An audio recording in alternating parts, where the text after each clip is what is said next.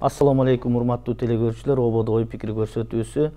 Урматтуу телекөрүүчүлөр, биз бүгүн кыргыз футболу жөнүндө сөз кылмакпыз. Бүгүн көрсөтүүдө өзүңүздөргө белгилүү болгондой, соңку жылдары, айрыкча быйылкы жылы кыргыз футболуна мурда жеке тараптардан, демилгечи топтордон, ышкооздордон, көрөрмандардан көңүл бөлүнүп келсе, мына акыркы айлардан бери ушул мамлекеттик деңгээлде көңүл бөлүнүп, өкмөт, президент баш болуп, ушул кыргыз футболунун келечеги жөнүндө кам көрө баштады.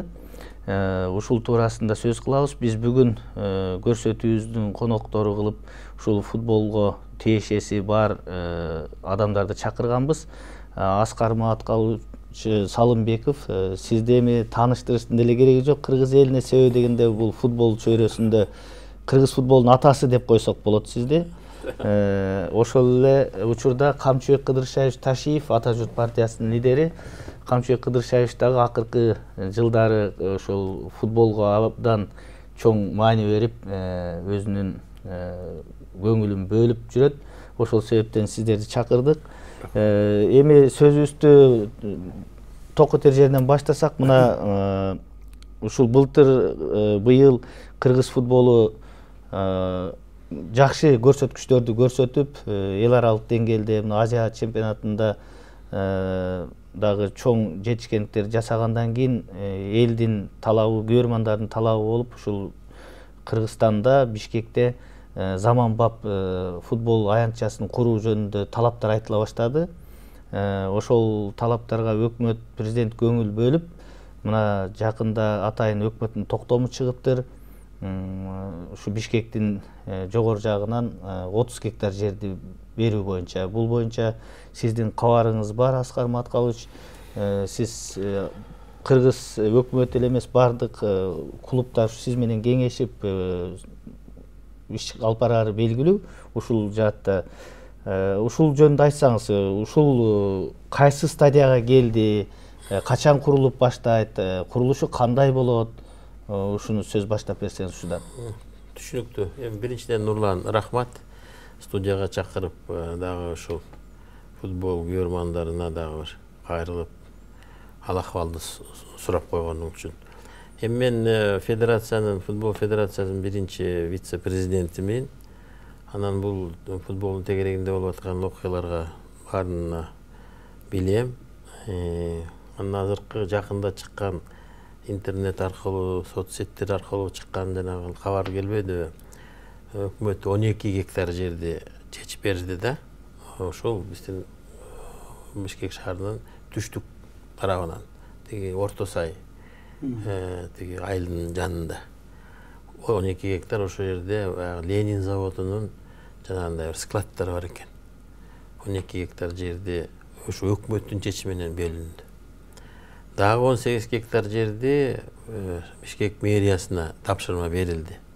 Ошол жерден да 18 гектар кылып, ошол 30 гектар жерге ушундай өзүнчө бир мындай бир спорт комплекс жайгаштыралы депчи.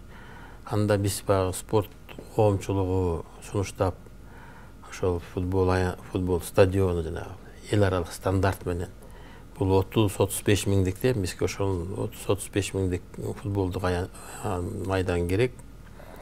Экинчи ал жерге карап көрсөк, 30 гектар жерге дагы жанагындай дворец спорта жайгашса болот экен, батат экен орду. Ал анан биздин эми спорт сарайыбыз Кочомкул атындагы антетиги 70-жылдары салынган спорт сарайы, ошон үчүн ал дагы аябай эскирип, азыркы заманбап талаптарга жооп бербей калды. Ошон үчүн ошо спорт зал дагы универсальный комплекс, андай дворец. Ал жерде концерттер болот, күрөшүү болот, боксу болот, баскетбол, волейбол, ушундай бир универсальный зал. 7 миңдик деген биз сунуш берип атабыз. Дагы карап көрсөк, ал жерге дагы 2 спорт объект батат экен. Бул жанагы бассейн, сууга сүзүү бассейни 3000 орундук. Аны дагы биз сунуштап жайгаштырып атабыз, архитекторлор менен сүйлөшүп. Анан кийин дагы тиги Ледовый дворец, муз аянтчасы. Эми акыркы жылдары көрүп атасыңарбы, хоккей дагы бизде, өнүгө баштады. Мынакей азыр экинчи группада Азия командаларынын алдында келип кетип баратабыз. Чоң тиги мамлекеттерге теңеше албасак дагы, жана араб мамлекеттери, жана Малайзия, ушундай Индонезия деген аларда да спорт аянтчылары бар да, жана муз. Ошолордун арасында биз лидер болуп келатабыз. Аягында баягы чыр менен эле бизди чыгарып койбоду. Экинчи группада биз жеңилгенде. Ошон үчүн ушул 3-4 объектини ошол 30 гектар жерге жайгаштырсак деген сунуштар бар. 12 гектары чечилди. Эми ошо 12 гектарына биз биринчи эмени коюп атабыз да, жанагы дворец спорта. Ошо дворец спорта анткени артисттер да сурап атат, спортсмендер да сурап атат. Ошо дворец спортаны мен Сооронбай Шарипчиге киргенде мындай эле ашар эмес, жанагындай бир кооперация, жана строй компаниялар бар, башка чоң компаниялар менен мындай акционердик коом түзүп, анан бир 10 чакты акционер кирип, ошол жана 7000 дворец спортун өз күчү менен салып койсок болот. Анан чоң жанагы 35 миңдик аянтты эми чоң дагы мындай бир кредит болобу, же бир спонсор чыгабы, чоң инвестор дейчи, инвестор чыкса деп өзү Сооронбай Шарипов айтканда, мен бир инвестор таап атам, чыгат го деген ошол ойду айткан. Аны ошолорду жайгаштырсак, келечекте баягы эме биздин Бишкек борбор болгондон кийин мына борбор Азиянын оюндарын өткөрсөк болот ал жерде. Азия оюндарын өткөрсөк болот. Туурабы, эми баягы башка өлкөлөрдө болуп атат. Бизде өтө жакшы болот. Ошон үчүн эми олимпиадалык оюндарга биз эми жете элекпиз чамабыз. Бирок жанагындай оюндарды кабыл алып турсак, өзүбүздүн спорттун дагы баягы маданияты да көтөрүлөт, чеберчилиги да көтөрүлөт, көрөрмандарга да кызыктуу болот. Өзүнчө баягы биздин дагы спорттун бир борбору болуп калат да, ошо борбордук Азияда деп ойлойбуз. Рахмат. Камчыбек Кыдыршаевич, мына сиздин футбол дүйнөсүндө кызып аралашканыңыздын негизги себеби уулуңуз Эмирханды бүгүнкү күндө Италияда футбол мекени болгон, дүйнөдөгү бирден бир футбол мекени болгон Италияда окутуп атасыз, футбол академияда, атактуу Пауло Росси академиясында. Ошол негизинде сиз дүйнөлүк чемпионаттарды барып көрүп атасыз, уулуңуз менен бирге футболго мындай аябай тыгыз аралашып баштадыңыз да. Ушул кыргыз футболу жөнүндө, келечеги жөнүндө ошол чет өлкөдөн көзүңүз менен көрүп келип атасыз. Ушул боюнча сөз кылсаңыз. Рахмат. Эми кыргыз футболу, кыргыз спорту, деги эле кыргыз спортунун өнүгүшү бул мамлекетке тыгыз байланыштуу болот да. Себеби мамлекетибиз кандай болсо, спортубуз да ошондой. Муну ачык айтышыбыз керек. Бүткүл дүйнө жүзүндө ушундай. Дүйнө жүзүндө ушундай. Бул спорт мурдагыдай баягы советский спорт, массовый спорт дегенде азыр өзгөрдү. Азыр башкача. Азыр результат көрсөтө турган, мындай бир мамлекеттин кадыр баркын көтөрө турган, кадыр баркын дүйнөлүк аренада көтөрө турган спортко басым жасаш үчүн мамлекет сөзсүз түрдө чоң көңүл буруш керек да. Мына азыр Аскар Маткалович өтө сонун нерсени айтты, что мамлекеттен бүгүнкү күндө мындай жалпысын алганда 30 гектар жер бөлүнүп, чоң спорт объектилер, чоң спорт стадиондор жана башкалар салынганга мүмкүнчүлүк түзүлүп турат деп. Негизден азыр эми жер бөлүндү, бул эң негизгиси, бул жакшы. Бирок ошону салганда дагы мамлекет четте карап турбаш керек да. Себеби бул спортсмендер мамлекет үчүн керек. Мамлекет кандай деңгээлде азыр өзүнүн мамлекеттик кызматкерлери тарбиялап атса, бизнесмендер тарбиялап атса, кудду ошентип эле спортсмендерди да тарбиялаш керек. Себеби спортсмендер дагы ошол мамлекеттин кадыр баркын көтөрүш үчүн дүйнөлүк аренада мамлекеттин мындай кыргызча айтканда атын чыгарыш үчүн сөзсүз түрдө ошол аларды даярдаш керек. Даярдаганга шарт керек, даярдаганга акча каражат керек. Азыркы спорт, дүйнөдөгү спорттун өнүгүшү түздөн түз эле ошол мына финанс каражатына байланыштуу болуп калды да. Адамда талант болушу мүмкүн. Ал талантты өндүрүп, өстүрүп, бапестеп багып, анан дүйнөлүк аренага, ушу мамлекеттин намысын коргой турган аренага чыгарыш үчүн сөзсүз түрдө финанс керек. Ал ошого мамлекет чоң көңүл буруш керек да. Мен ойлойм, бул биринчи гана азыркы бүгүнкү ушуга чейин мындай нерселер курулган эмес, салынган эмес. Ушуга чейин мына Аскар Маткаловичке окшогон биздин патриот, мекенчил, ошо мамлекет үчүн күйгөн инсандарыбыз өзүнүн аракети менен жасап келди. Аскар Матыловичтин бир өзү стадион курду, мына ошол жерден командадан чыгарды. Кыргыз футболун кайсыл бир деңгээлде көтөргөнгө ушул кишинин салымы өтө чоң. Муну биз кыргыз журтчулугу жакшы билет. Бирок муну ушул кишинин мойнуна эле таштап койбостон, мамлекет өзүнүн деңгээлин көтөрүш керек да мындан ары. Ошон үчүн жакшы болуп атат деп ойлоймун. Анчеке кошулайын мен. Тиги спорт эми мамлекеттин эмес экенде барометр, өнүгүү өсүшүнүн барометр. Кандай мамлекет, кандай баягы саясатчылар чогулганда деле, президенттер чогулганда деле биринчи аба ырайын, анан кийин спорттон баштап келип, анан кийин саясатка өтөт эмеспи? Анан бир футболду сурашат, тигилерди сурайт, анан кийин анан биз баягы футбол баягы мына январдагы жетишкендиктен кийин кандай элибиз көтөрүлүп калды, кандай биригип мындай ынтымакка келип да калды дегендей. Мына Айсулуу жең деле баарыбыз мынакей мактанып эле сонун баягы сүйүнүп аткан кезибиз болуп атпайбы? Анан биздин дагы президентибиздин дагы абырою мынакей бизде чемпион мира бар, футболубуз мындай дегенге бул аябай чоң эме жетишкендик да. Анан кийин ушу спорт ордосун салып, мынакей спорт ордосунун бардык мамлекеттерге барганда камчыке көрсөтөт го өзүлөрүнүн баягы спорт кандай объектилерин барын. Тиги Нур Султанга барсаң деле, Бакуга барсаң деле, Ташкент, Душанбелерге барсаң деле өзүлөрүн мынакей биз спортко моорекин салдык, мындай деп ошол менен сыймыктанышып ушундай көрсөтөт да конокторго, ошол эле президенттерге. Анан кийин азыр ушул момент келип атат да. Мына бизде 100дөн ашык строй компаниялар бар. Ошо строй компанияларга ар бир объектилерди бөлүп эле жана акционер болгула, сервис эметкиле салгыла деп элечи. Анан ушинтип бөлүштүрүп койсо элечи, ошол объектилер туруп калат. Жанагы чоң стадион деле жанагы бир айтып атпаймынбы, бир 20 строй организацияга бөлүштүрүп элечи, акционерный общество кылып. Ошентип эми бир Кыргыздын келечеги үчүн, балдарыбыздын келечеги үчүн салалчы десек, баардыгыбыз эле киришебиз да. Туурабы камчыке, туурабы? Туура. Вот ошон үчүн бул жерден ушундай иштерди жүргүзсөк, мен ойлойм, сонун баягы жетишкендиктерге дагы жетебиз.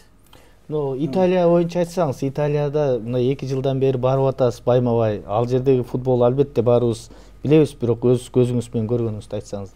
Эми мен Италияга чейин азыр Аскар Матыловичтин айтканына эме кылып коеюн. Мына Кыргыздын кече күнү эле бир кызы, биздин кызыбыз дүйнөнүн чемпиону болду. Канчалык биз ушундай сыймыктандык.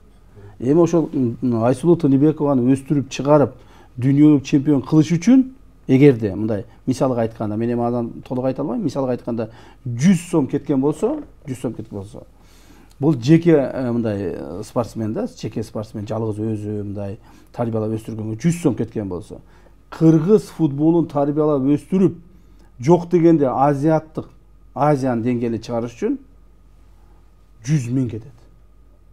Мына бул футбол деген өтө чоң финансыны камтыган, өтө чоң финансы каражатты өзүнө талап кылган эме да, мындай спорт экен да. Ошондуктан мына Аскар Матыловичке рахмат айтыш керек. Ушунча канча жылдан бери сүйрөп келатат. Ал эми Италия боюнча айта турган болсом, мен уулум Эмирхан азыр 14 жашта. Италиянын Перуджа шаарында дүйнөлүк жанагы легенда мирового футбола Пауло Росси деген бар. Италиянын чемпион мира болгон киши, ошо Пауло Россинин жеке өзүнүн академиясында 2 жылдан бери тренировка кылып атат ошол жердечи. Окуп атат ошол жерде. Ошол жерде футбол академиясында окуп атат, тренировка кылып атат. Ошого эми менде мүмкүнчүлүк болуп, мен шарт түзүп бердим да ал балагачы. Анан эми өзүндө адамда ошол футболистте болобу, же башка спортчуда болобу, талант болсо, бир 10% таланты болсо, 90% шарт түзүп беришибиз керек да. Канчалаган биздин таланттуу футболисттерибиз жүрөт, канчалаган таланттуу спортсмендерибиз жүрөт. Бирок аларга шарт түзүлбөгөнүнө байланыштуу алар баягы мындай бир спортсмен болуп калыптанып, чоң результаттарды көрсөтө албай атат да. Ошондуктан биз ушул маселеге өтө чоң көңүл бурушубуз керек. Мына Аскар Матылович айтып атпайбы, мен федерациянын биринчи вице-президенти деп, ошо футболдун атасы деп айтып атасыз. Биз жөнөкөй эле футболго көңүл бурушубуз керек да. Мына кыргыз футболду өнүктүрөбүз дейбиз. Кантип өнүгөт? Bir misal, например, Жалал Абад шаарында бүгүнкү күндө. Жалал Абад шаарынын өзүнүн Кыргызстандын чемпионатына катышкан командасы жок да. Бирок ошол эле мезгилде Жалал Абад шаарында эң сонун стадион турат. Ошолорду колдонбой атпайбызбы? Эң чоң стадион турат. Бардык шарттар турат. Бирок ошол жерде жергиликтүү бийлик бир аз кыймылдап, бир аз ошол жердеги баягы бизнесмендер менен сүйлөшүп, жана башкалар кылып ошол жерде команданы түзүп чыгарып койсо, кимге керек? Элге керек. Эл ошол жерде кубанмак. Эл ошол жерде аптасына, айына бир 2 жолу, 3 жолу футболго келип көрүп, кызыгып, адамдын ички дүйнөсү өсмөк, адамдын жанагы психологиялык спортко болгон сүйүүсү калыптанмак. Ушуга көңүл буруп айтышпайбы? Бир команданы кармаш үчүн Кыргызстан деңгээлинде бир жылда мындай бир көп мындай экономдоп кыла турган болсо, бир 20 миллион сомдун тегерегине кетет экен. Экономный. 20 миллион сом тегерек кетет экен, экономный варианты. 300 миң доллар, да. Ошону неужели Жалал Абадтын мэриясы бар, Жалал Абад облустук губернатору бар. Ушулар чогултуп туруп бир команданы чыгарып койсо болот да. Мен бул боюнча ошол жергиликтүү бийлик органдарына кайрылдым эле, федерацияга кайрылдым эле, өзүм предложениялерин бердим эле. Жок. Федерация айтат, ал жерде дейт, бизде де 20 жылдан бери иштеп аткан адамдарыбыз бар дейт, ошолор иштесин дейт. Жок, алар иштегени менен результат жок болуп атпайбы? Биз айтабыз, жаңы ыкма менен иштейли, жаңыча жасайлы. Азырчы мен айтайынчы, ал жердечи мындай болуп атат да, Жалал Абадта жана нефтчи Кочкор Ата жана Кыргыз нефтин базасында ойноп атышпайбы? Анда эми Жалал Абадтан да бир мындай жакшы бир инсандар чыкса, азыр эми бардыгы частныйга кетип атат. Анткени эми биздин мамлекеттин жана бюджетин көрүп туруп, анан дагы бир команда түз тигиндей мындай деп жана Талас же Нарын деген региондор бар да, дотационный. Алар деген кыйын экен. Бир жакшы бир ишкер чыгып, анан кийин мен команда түзөм деп чыкса, ал бир жөн. Анан мынакей Жалал Абадтан, например, мына Ош биргинде алайды кантип кармап калышты. Жана Оштун немеси депутаттарычы, шаардын депутаттары. Ошондой эле Жалал Абадтын депутаттары бюджеттен бир эми айтып атпайбы, жанагындай бир 15 миллиондой акча чыгарып берсе, дагы бир анан бир ишкер кошулса, аны ошону менен бир команда нормальный жүрө берет. Ошону организовать этиш керек. Ошол жерге бир жакшы бир мындай организовать этиш керек болуп атат да, ошондой бир футболду аябай сүйүш керек да. Сүйүш керек да, ал үчүнчү. Ал жердеги ошо Жалал Абад шаарынан мен ойлойм, чыгат го депчи. Чыгат го ошо Жалал Абад шаарынан. Жалал Абад облусунан болобу. Бирок Жалал Абад облусунда жанагындай нефтчиси бар. Нефтчи командасы. Анткени менен жергиликтүү бийлик Бишкекте алганы баштады. Бирок алганы кармап атат. Кармап атабы? Алганы кармап атат. Алганы алайды тиги Ош шаары кармап атат, мэриясы. Алганы Бишкек мэриясы кармап атат. Анан кийин частный клубтарда мына биз Абдыш ата, калгандар тиги федерация кармап атат, ушундай да. Анан бизде баягы конкуренция болбосочу. Канча футболдук клуб ойноп атат? 8 баягы жогорку лига 8 команда. Жок дегенде 10го жеткириш керек. Жок дегенде 10 болуп, анан баягы атаандаштык күчөсүнөн чеберчилик күчөй баштайт да, туурабы? Анан мен азыр бала тиги Эмирбекти Италияга алып барган, Эмирханды алып барган аябай сонун туура болду да. Эгер колунда бар адамдарчы, ошондой Англияга, дагы Европанын башка мамлекеттерине алып барып, желательно ошол жака алып барыш керек да. Анткени эми Россияга алып кетип атышат, анан эми Туркияга да алып барыш керек. Туркияныкында деңгээли күчтүү. Анан ошол жака алып барган эң туура болду да. Андан бир кулуардан сөз болуп калбадыбы? Анан тиги Паоло Росси деген Марадона, Пеледен кийинки эле ошол легенда Паоло Росси. Анткени Испаниядагы чемпионатты ошол эле жасап койгон. Италиянын чемпион кылган ошо Паоло Росси болгон. Ошол академияда окуп атат. Паоло Росси менен сүйлөшүп, тренерлер менен сүйлөшүп келиптир. Айтып атат, ай өтө таланттуу бала. 14 жашында мына 1.81 экен бою. Анан дагы 20га дейин 1.90 болсо, тиги азыр экен коргоочу, защитник. Анан эгер өтө таланттуу болсо, алар уже суранып атышыптыр да, ошол эме Италиянын гражданствосын алсак экен деп, мына. Эми өтө таланттуу болсо, чын айтканда эми биз качан дүйнөлүк чемпионатка барабыз? Эгер биздин ташыйып, ошол баягы Италиянын сборной менен барып, анан кийин ошол жака чемпион болсо, Кыргызстандын да даңазасы болот да. Мына талант Дүйшөбаев, биргесте олимпиадалык чемпион болду эле, талант Дүйшөбай Бадыр кандай ойноп атат, кимди тренировать этип атат, кайсы балдары бар, бүт баары билет баягы көрмөндө. Ошон үчүн азыркы ошондой эмелерди, мүмкүнчүлүктөрдү пайдалана бериш керек. Жана Элизат Ахматов азыр ойноп атпайбы тиги эмеде, ЦСКАда. Ошол мынакей 11 жашындан кийин биз сурандык, алып кетпе депчи. Анан ал атасы келип анан айтты. Эми биздин баягы республикасынын деңгээлин көрүп атабыз. Мынакей 6-7 команда ойноп атасыңар. Анан ушул биякта бул таланттуу болчу да. Анан ошол жакта биздин баягы Кыргызстан тренерлери Тольяттиге кетип калдылар. Ошо Тольяттинин мектебине алып кетишти. Тольяттиден да 1-2 жыл ойногондон кийин аны Рубинге алып кетти. Рубинден эми уже эмеге 3 миллионго эмеге алып кетти, ЦСКАга. Эми ЦСКАдан дагы көрсөтсө эми Европага да өтүп кетиши мүмкүн да. А тиги Европадан түз кетет. Ал жарандыгын алдыбы Орусиянын? Орусияныкын алды да, уже Орусияныкын алып, тиги ЦСКАдан эмесине болуп, эми сборныйын ойной баштады. Сборныйына да чакырыла баштабадыбы.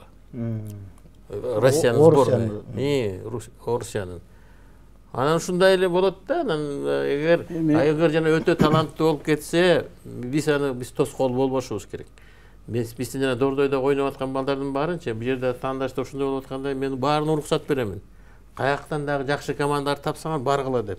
Анан ошол командада да ойноп келип, Германияда ойноп атышат, Туркияда ойноп атат, Малайзияда баардык ойноп келгенден кийин курамага келгенде, биздин сборная Кыргызстанга келгенде, анан ошол жерден жакшынакай мына результатты көрсөтүп атышпайбы? Бул жерде мен бир нерсени айтып коюшум керек да. Мына баятан бери сизге сиз жөнүндө жакшы сөздөрдү айтып атпайсызбы? Менин уулум да ошо сиздин клубуңуздан чыккан да. Ошо Дордойдон баштаган, Дордойдон воспитаниеге болгон, анан оштон барып оштогу баягы академияда, ФИФАнын академиясында бир жыл болуп, анан кетти эле. Ошол жерде барып айтып коюшум керек, ошол академияда, Пауло Россинин академиясында болгону бүгүнкү күндө 55 бала бар экен. Дүйнө жүзүнөн. Дүйнөнүн 47 мамлекетинен. Дүйнөнүн. Ошолор баары чогулуп, ошол жерге келип, итальяндык эмени тилди үйрөнүп, анан кийин ошолордун арасынан жакшы-жакшылары, жылда жакшы-жакшылары командалар тандап алып кете берет. Ошондой. Мына азыр быйыл ошол Пауло Россинин эмесинин академиясынан чыккан Түндүк Кореяда Хан деген 18 жаштагы футболист быйыл эмеге Ювентуска өттү. Түндүк Кореядан бекен. Түндүк Кореядан экен. Түндүк Кореядан аны мен ошону сурадым да, бул кандай болуп келген десе, Түндүк Кореядан аны мамлекет жөнөтүптүр. Түндүк Кореядан мамлекет аны финансировать этип жөнөтүптүр. Мына азыр эми Ювентус ойноп атат. Аны эми мен муну айтайын дегеним, ошо сиз айткандай балдарды жашынан чоң болуп, футболист болуп 18-20га чыкканда эмес, 10 жашынан, 12 жашынан, ошо ашып кетсе 14 жашынан ошо четтерге алып чыгыш керек экен да. Европа мамлекеттерине алып чыгыш керек экен. Ошол жерде Пауло Росси кече айтып атпайбы, барсам. Мен ал киши менен жолуктум, сүйлөштүм да. Ал киши айтат, сиздин балаңыз дейт, Кыргызстандын тарыхында биздин мамлекетке биринчи келген футболист дейт. Карасаңыз? Ошондой. Биз али кыргыздар ошол жака барып футболго катышып ойной элек экенбиз да. Мына эми барып атабыз. Демек, балдарыбызды ошол жака чыгарсак, балдарыбыз ошол жакта ойноп келсе, мындай сиз айткандай бир жакшы футболисттер болсо, анан мамлекет анан келип көтөрөт да. Мынакей да бир мисал келтирейин. Жаныбек Шорпо. Өзү дагы болду, анан кийин билесизби, футболду тим эле моментте топту чыгап алып, мындай жонглировать этчү. Анан дос болчубуз. Баласын анан бизге берген. Анан баласы 14 жашка келгенден кийин анан кийин көрсөк ушунчалык таланттуу бала экен. Анан түрктөр анан алабыз деп, анан түрктөргө анан биздин тренерлер кетиргизбейт. Анан мен жибергиле деп анан кийин тиги Алла Гүлжигиттен жибербедик Туркияга. Туркиядан 2 жыл уже үйрөнгөндөн кийин уже тиги Белоруссиянын тиги ведущий командасы алып кетти уже. Азыр ошол жакта ойнойт. Азыр мынакей биздин курама командасына келип, азыр эми көрөсүңөр Гүлжигит деген мондай Батеде ойноду. Жок, Батесинде эмес, башкасында, Гроднода ойноп атышат. Анан бул Гүлжигит мынакей биздин келечектеги мына командасы. Байматов мынакей азыркы ведущий. Анан тиги Латвияга, анан тиги английский премьер-лигага дейин алып баргам менчи биргесте. Анан Мурзаев мынакей Туркияда жүрөт. Ошол балдар анан кийин келип бул жерден эме көрсөтүп атпайбы? Результат. Кичинде мынакей туура айтасың, Камчыке. Бизде биз өзүбүз эле баягы каражатты жумшайбыз да. А бүткүл дүйнө футбол аркылуу эме каражат топтошот. Жана футболисттерди сатат, дейдилер, билет сатат, стадиону жанагы 40 000, 50 000 стадион толот. Футболкаларын сатат, сувенирлерин сатат, анан аябай прибыльный. Жанагы кээ бирлер миллиард, жана Манчестер Юнайтед, Реал, Барселоналар 5 миллиардка дейин доход жыл сайын.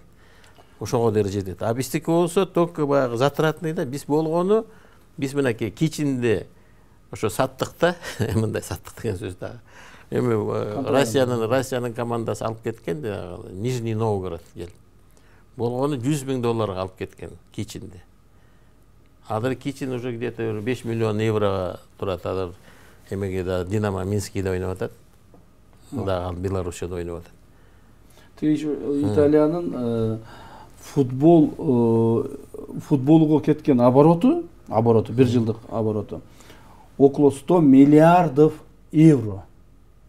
Карасаңыз, эменин тиги сериянын ошо кеткен, ошо обороттор, ошол кеткен жумшалган, сиз айткандай баягы 18 командасы жанагы билет 20 команда.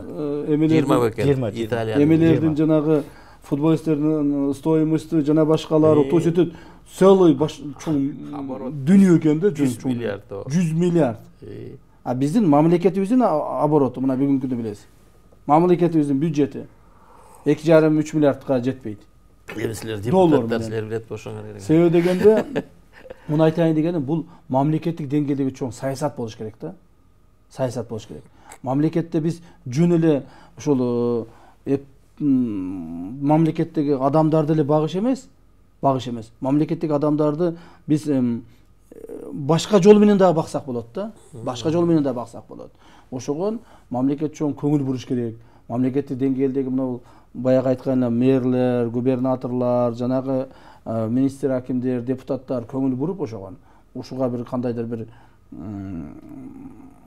мамлекеттин жүзүн буруш керек да. Мына азыр жакшы болду.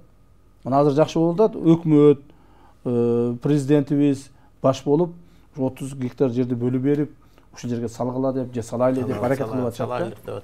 Эми Аскар Маткалович, бир маселе да, мисалы үчүн азыр Камчы Кыдыршевич айтып атпайбы, Италиянын А сериясындагы жогорку лигасында 100 миллиард.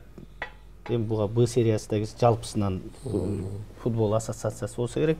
Андан дагы жогору Англиянын премьер лигасы бар, Испаниянын Ла лигасы бар.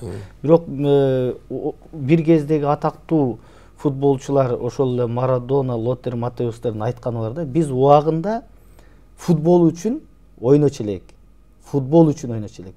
Акыркы убактарда акча үчүн оюн болуп калды депчи. Ошого кандай сиз адис катары? Эми дүйнөнүн баардыгы ошо жана коммерциализация деп атпайбы? Коммерциализация бүт азыр баардык кыймыл аракеттин баары эле жана финансы деп атпайбы? Дүйнө өзгөрдү. Анан биз дагы ошо дүйнө менен өзгөрүш керек да. Азыр жанагы цифровизация деп айтылып атпайбы? IT технологиялар менен биз ушул жактан артта калсак анда общий артта калып калабыз. Реальный сектордон дагы биз тегерегибизде чоң мамлекеттер болуп, дагы конкуренциядан уттуруп эдик бужачы. Мына Кытай, Россия бияктан башка мамлекеттер жанагы товарлар менен жанагы бизди басып салбады. Биз бир товар чыгарайын десең, айыл чарбасынан деле, мондай кийим кечектен деле чыгарайын десең, башка жактыкы арзан. Аны ушу арзандап келген анан бияктан анан бизди иштетпей атпайбы, чын айткандачы, баш көтөрүп турушпайбы. Анан баягы бүт эл менен көбүнчөсү соодада жүргөн ошондон болуп атат да. Тияктан арзан нерсени алып келет, бияктан баягы сатып бир кичи маржасын алып, үй бүлөсүн багып аткан кезек болуп атат да. Анан азыр эми дүйнө кандай өзгөрүлүп атат, биз өзүбүздү өзгөрүшүбүз керек да. Ошондо жана мына Эмирхандай, ошондой жигиттерибиз канча баягы четтен баягы ошончолук канча билим алып келип, ошо дүйнөдөгү болуп аткан өзгөрүүлөр менен биз да өзгөрүлө албай атабыз. Туурабы? Мына бирке биз өзүбүздүн коомубуздагычы биз эми кичинекей эле мамлекетбиз. Анан баардык өзгөрүлүп атса биз анан только артта калышыбыз керек, же болбосо алар менен тең тайлашып жарышышыбыз керек. Ошол нерселерди мынакей сен өзүң студияны мындай заманбап кылып, уже башкача кылып атпайсыңбы? Өзгөрүлүп өзүң. Баардыгыбыз өзгөрүшүбүз керек. Ошо депутаттар, өкмөтүбүз, ошол жанагы стандарттарчы, азыркы стандарттар пайда болду да баягы дүйнөдөгү. Ошол стандарттарга биз төп келишибиз керек. Туура. Мына Хорватия деген мамлекет бар. Экинчи орунда алды. Мына мен билишимче где-то бир 5 миллион тегерегенде халкы бар.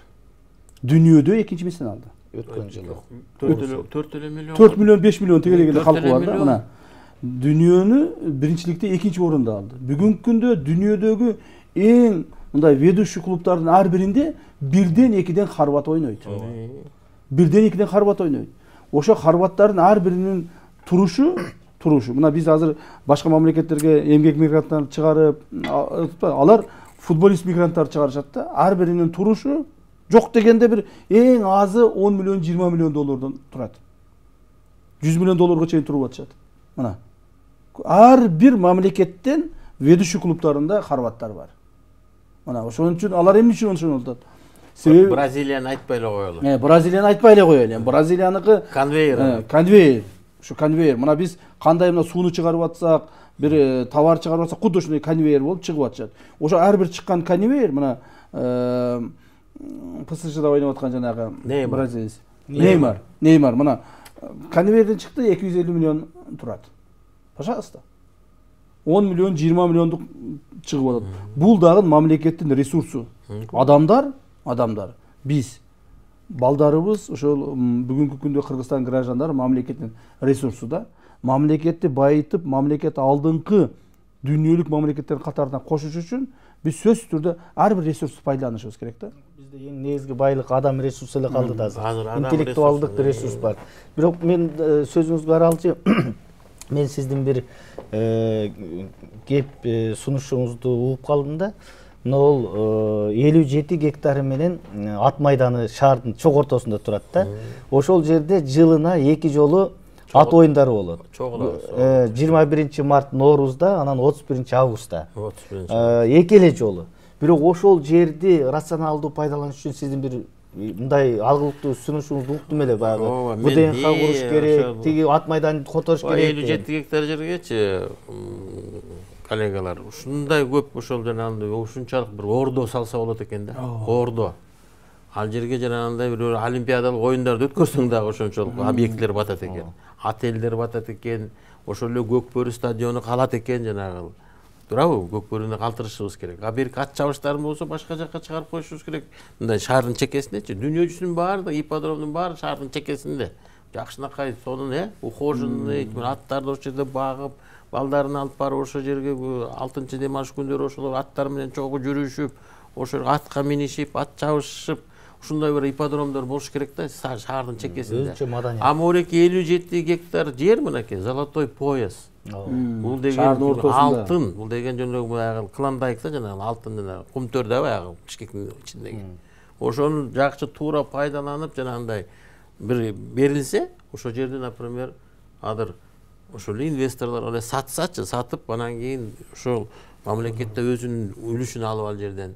Анан ал налогун төлөйт, жумушчу орундары болот, жанагында заңгыраган сонун имараттар түшөт. Выставочный центр. Выставочный центр мынакей. Выставочный центрибиз жок мына камчыке билесиң да.